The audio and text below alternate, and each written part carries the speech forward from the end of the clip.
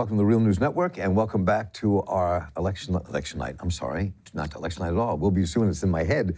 But welcome to our discussion of last night's debate among the Democrats. This is our third segment, and we are joined by two of our correspondents here at the Real News, Jacqueline Luqman and Dharna Noor. I'm glad you both are here in the studio. Thank you. Thank you. And there's so much to talk about in this. It was really an interesting evening, and we're going to focus this segment on both climate change and foreign affairs. And so to kick it off, let's look at what Andrew Corkery, our visual producer, has put together around climate change, and take a look at this, and then we'll discuss it.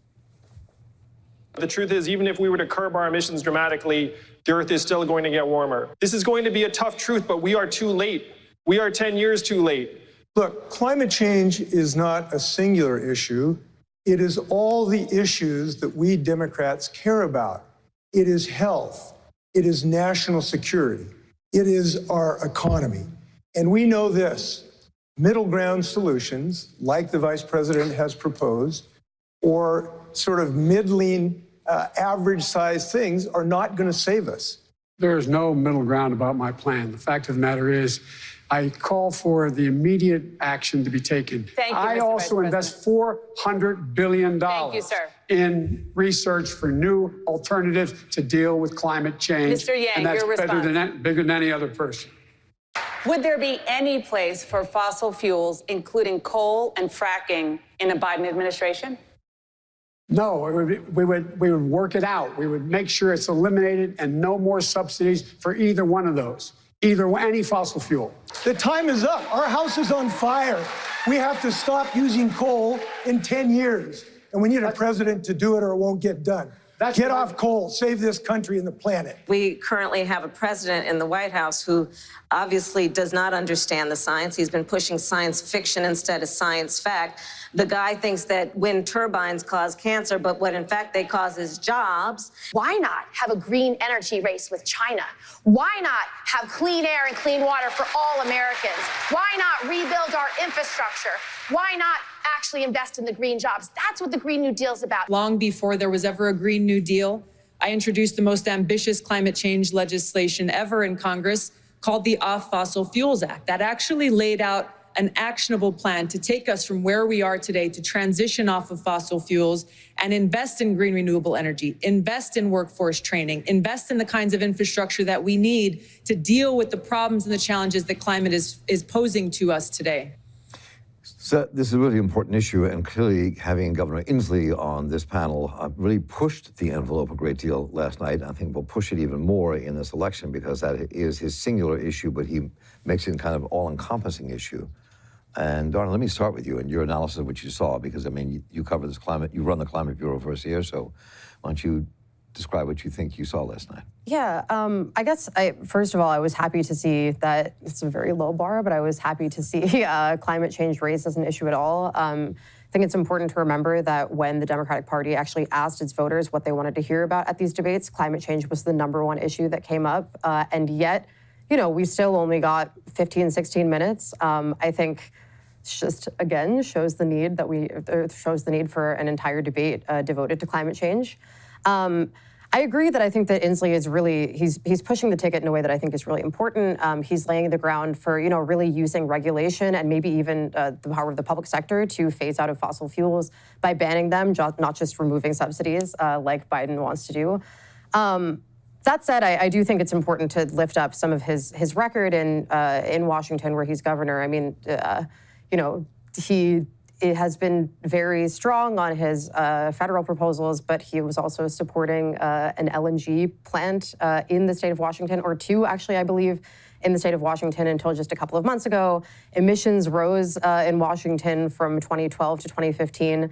So I don't know. I mean, I'm really glad that he's pushing the conversation, but I think really that means that everybody, even the most radical candidate, needs to do even more.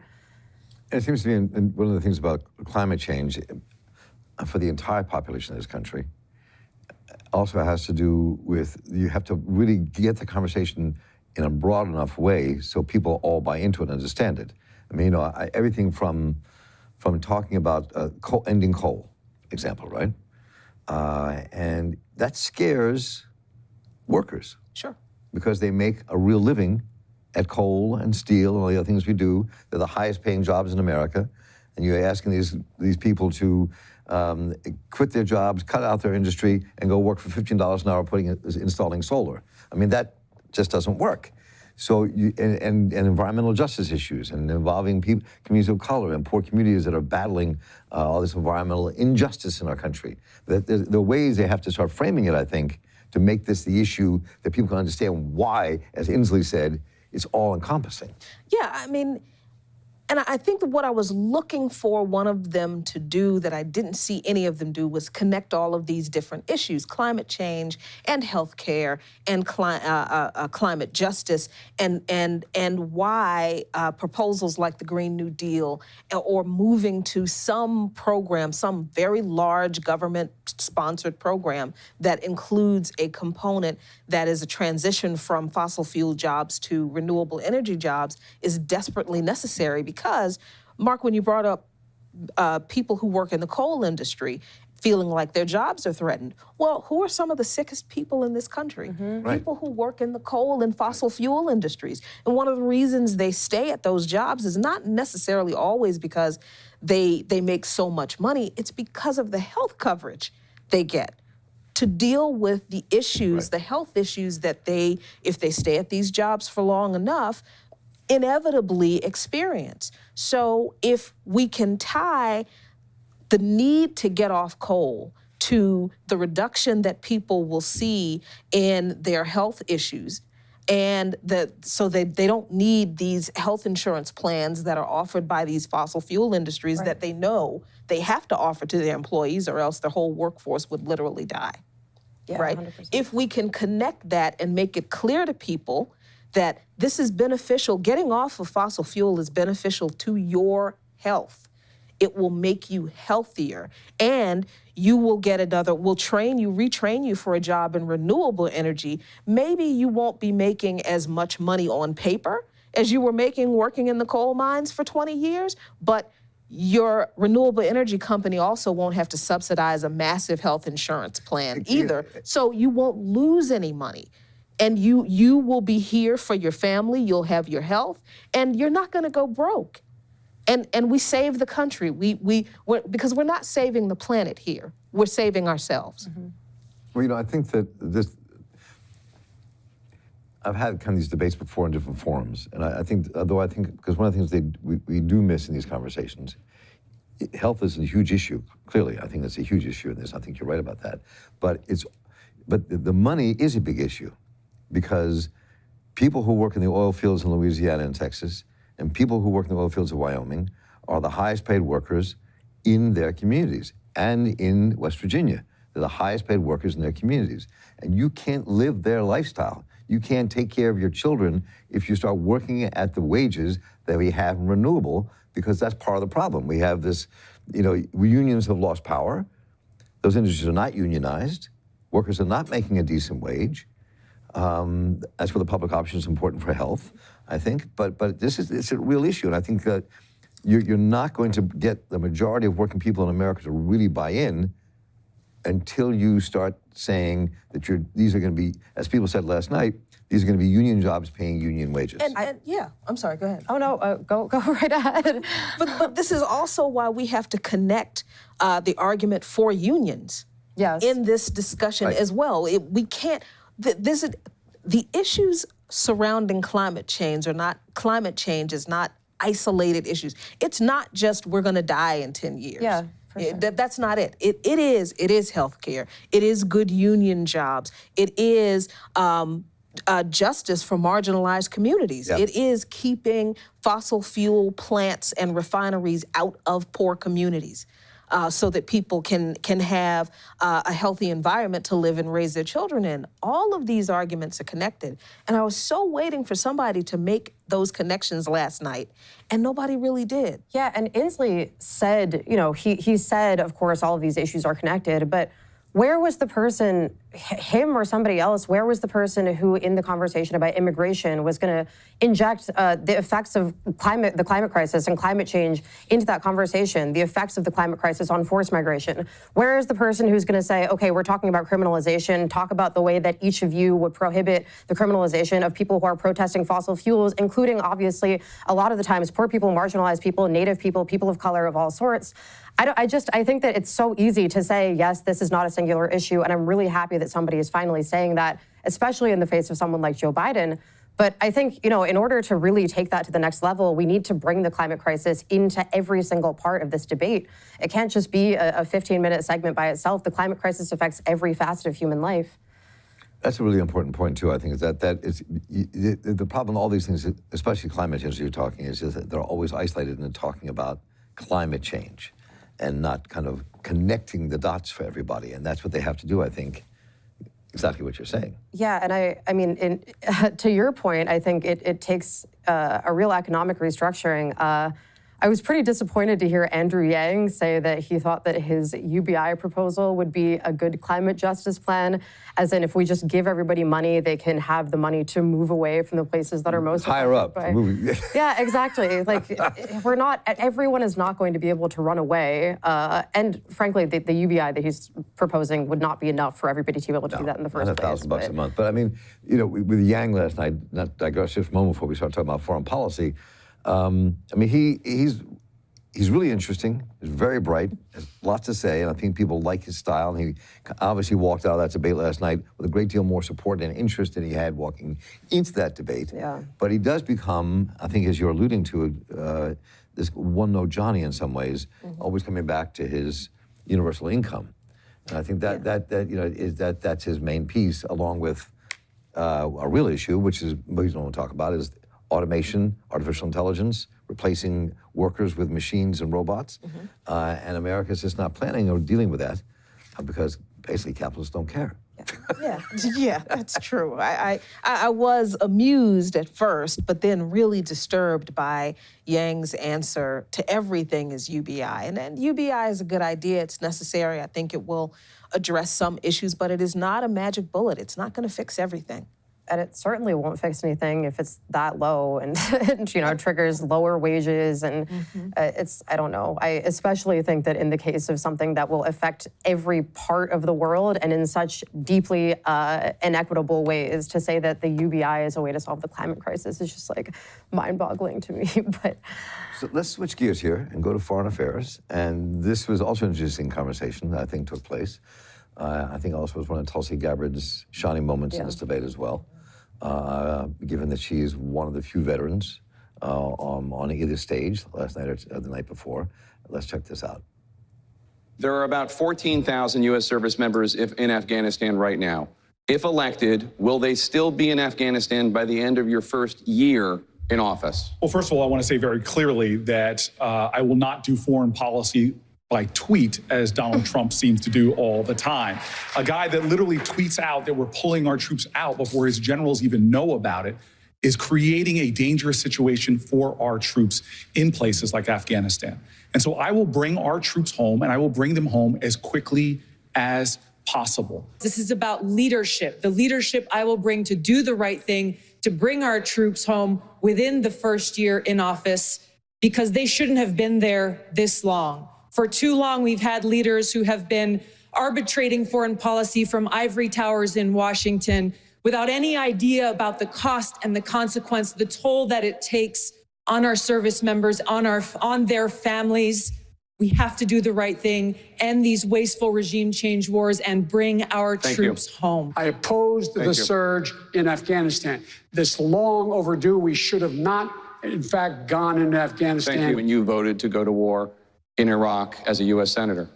I did make a bad judgment trusting the president saying he was only doing this to get inspectors in and get the UN to agree to put inspectors in. From the moment shock and awe started, from that moment, I was opposed to the effort, and I was outspoken as much as anyone at all in the Congress and administration. I would like to bring in the person on the stage who served in Iraq, Congresswoman Gabbard. Your response to what Vice President Biden just said. We were all lied to. This is the betrayal. This is the betrayal to the American people, To me, to my fellow service members, we were all lied to, told that Saddam Hussein had weapons of mass destruction. The problem is that this current president is continuing to betray us. We were supposed to be going after al-Qaeda, but over years now, not only have we not gone after al-Qaeda, who is stronger today than they were in 9/11, our president is supporting al-Qaeda. That was tough. That was tough. And you know, I expected nothing less from Gabbard because we know that she is very strongly anti-war. And what I'm about to say is going to anger a lot of Gabbard supporters, but I think it needs to be said. It's fine to be anti-war, and we need to end these wasteful, endless wars. But when you're talking about regime change and imperialism that the United States and its allies are involved in, what Gabbard said about politicians making decisions about these wars and they don't know the cost, yes, they do. They know the cost. They know what's going to happen with the soldiers that they send into war to fight them. They know what's going to happen in the countries that they implement these actions in. That's why they do it. And they literally don't care because the return on their investment from the defense contractors and from the control of oil fields and mineral deposits in the countries that these politicians go to invade, that's what they want. So they're not concerned about the human cost to the American soldiers. They're not concerned about the fallout in American society from all of our resources going to prop up these wars. And they're certainly not concerned about the brown and Muslim and other people that they're affecting. And so I think her narrative is slightly off center of what the reality is. Except, go ahead, Dharna. No, go ahead. Except I think, though, that I don't think you're incorrect at all, but I think that for the majority of American people watching Tulsi Gabbard say this, that meant a lot. Oh, sure. You know what I'm saying? I mean, because this is, it's like, some of us, because of what we do and think about and write about, we get into the weeds, all this stuff, and we look at the analysis, and most people just don't. I mean, most because it's just, people's lives aren't built around that. And they see what she's saying because their cousin, their brother, their sister was sent to fight or went over to fight and came back a wreck. And, you know, we've seen what this stuff has done to our foreign policy, whether it's George Bush and Iraq and what we did in Afghanistan, which was, or whether it was Hillary Clinton and Obama and what they've done to Libya and watching everything being torn asunder. I mean, that, you know, I think that it was Michael Bennett last night who made an interesting point. I don't think we have this particular clip, but what he said was, I think he was one of the people, and Hickenlooper said it the night before, which is that we need to pull out, but how do you leave the people whose lives we've disrupted high and dry? And that's something I think people who are anti-war or progressive in the spectrum don't think about. Pulling out of Afghanistan, what happens to the women? What happens to the people of Afghanistan when you leave because you've destroyed their country? Or Iraq? I mean, all of that. I mean, that is also something that we don't fit into the equation when we try to figure out how we end the madness that we've created. I also don't think that anybody on the stage last night or the night before, whatever, say, okay, we're pulling out, and then it just happens overnight. Like we're sending a plane over and taking all of the troops. I agree that it's a blind spot, and I think that we could do more to flesh out what it would look like to actually pull out troops. But I think first we need a commitment from everybody to actually do so in the first place. Also, just a side note, really incredible to see somebody on the stage, and this is obviously not an endorsement or anything, but really incredible to see somebody on the stage calling out the fact that the United States, through Saudi Arabia and the UAE, is actually working with al-Qaeda. I thought that was pretty incredible, and of course you got That's important. I mean, you want to say more about that? I mean, I think probably a lot of people heard her say that, particularly maybe and don't hear it, don't hear, but don't get it. Right, and maybe even think that it's a bit conspiratorial. But maybe people don't realize the amount of reporting that shows that, like, you know, the United States has worked with Saudi Arabia and the UAE to give American weapons to al-Qaeda. Like, it's I think a well-documented fact, and I'm sure that many people heard her say that last night and thought that she was doing something on the level of like being a 9/11 truther or something. Right. But it's, I think, important to call out that's actually true. I don't know, this is to segue into this. I don't know if we have this clip. We talked, but I think it's Michael Bennett when he was talking about the money.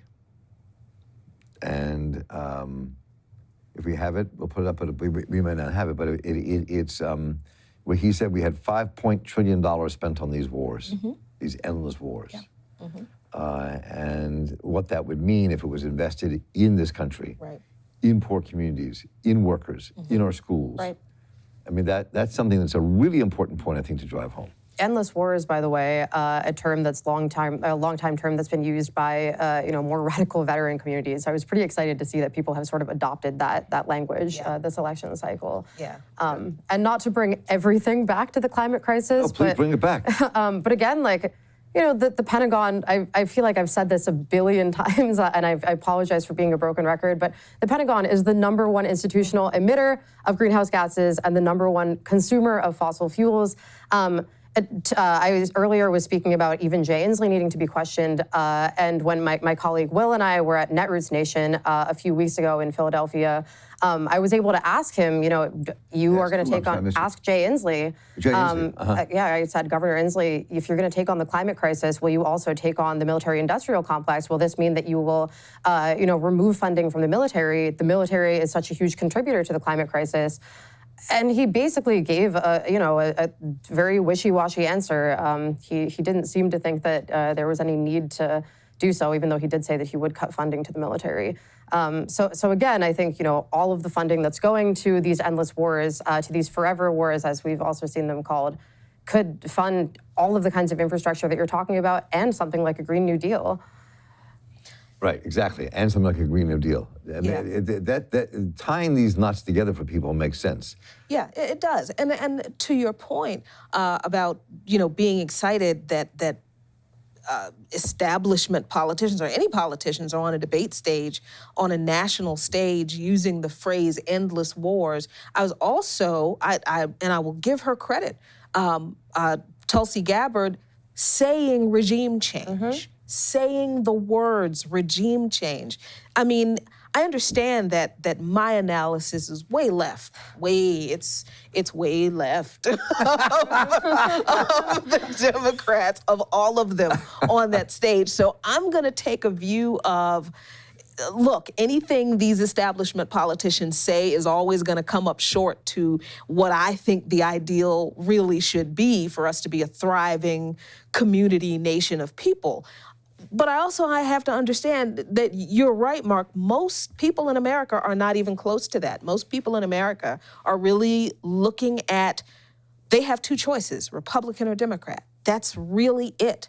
So from that perspective, to have somebody on that stage say endless wars and regime change, and then call out how much money we're spending a year on those things, and then it does prick the imagination of people. Yeah. Even if they're thinking, well, what does she mean? That this president is helping Al-Qaeda. What people begin to start thinking. And that's where we can make a kind of an inroad for the kind of political education that I would like to see us, engage more in. And while it's true that I think that the analysis that you are offering is obviously to the left of everybody on that stage and many of the people who will be coming out and voting for anyone on that stage, I don't think that these ideas are really unpopular. I don't think that it's unpopular amongst even, whether you identify as a radical or a conservative or whatever, I don't think it's unpopular to say, stop spending money on wars where people abroad are getting harmed, where we're getting harmed, we're affecting the climate in ways that are irreparable. I really don't think that that's too radical to inject into the political conversation in this moment. As I've said before in other conversations here and other places, is that people buy into progressive ideas. It's the labels they don't like from the left and progressive world, whether it's Medicare for all and all, pre-K and funding things for our children, and people want that, but it's interesting. So we have to understand that if they were smart Democrats, they would go out and figure that out with their multiracial coalition with men and women at the forefront together. They would figure that out. We'll see if they do. And with that, I want to thank both of you, Dharna Noor, Jacqueline Luqman, for being a part of the segment here. Thank you. Thank you so much. And we will continue our conversations about what happened last night in this debate. Coming up, we'll look at impeachment and other issues that came up in this debate and how they might affect our future. So you don't want to miss that segment as well. And I'm Marc Steiner here for the Real News Network. Thank you all for joining us. Take care.